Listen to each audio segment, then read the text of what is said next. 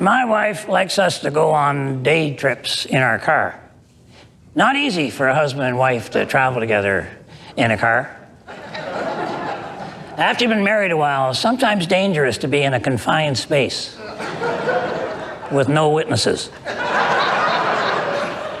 The main problem is the design of the passenger seat.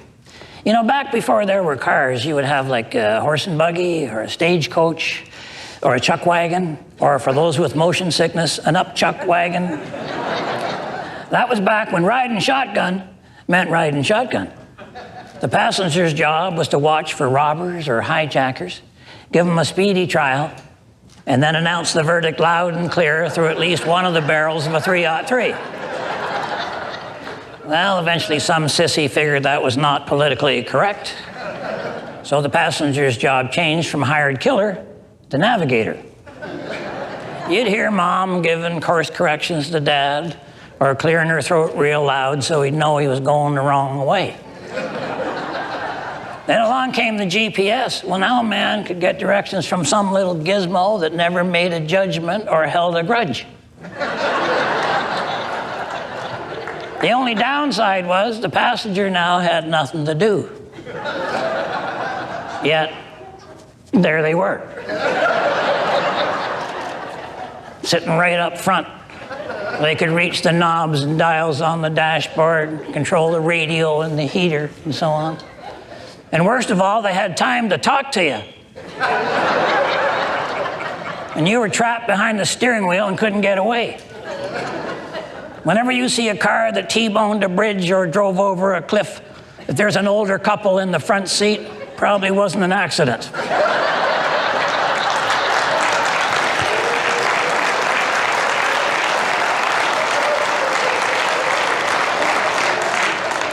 So if you want your marriage to last, you're going to have to make a major renovation to the passenger area. You know when you have a newborn baby in the car seat, and the manufacturer will recommend that for safety, you put the seat in so the baby's facing the back of the car. That's step one. You take out the passenger seat, swing her around 180 degrees. Get it facing the other way. Now the passenger can't see what you're doing, so they're not able to give advice or criticism. Plus, they can't reach any of the controls on the dashboard, which are really none of their business. And having a conversation with the driver is real tough. So it's all good news. Much safer for your wife to be sitting backwards where she can talk to the kids face to face and just leave you out of it. Or, if you're lucky enough not to have kids, you can convert the back seat into a hobby center / craft corner.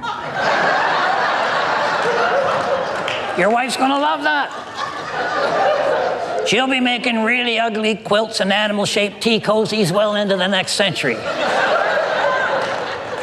Now, she may say she'd prefer to have a vanity back there so she can do her hair and touch up her makeup, but you gotta be careful, because a vanity always has a mirror in it. That's going to let her see what you're up to, which kills the whole deal. On the other hand, if your wife does most of the driving, bonus. Lose the crafts, drop a big screen TV back there. Come on. Everybody will be happy. It'll stop you from flinching. It'll save your marriage.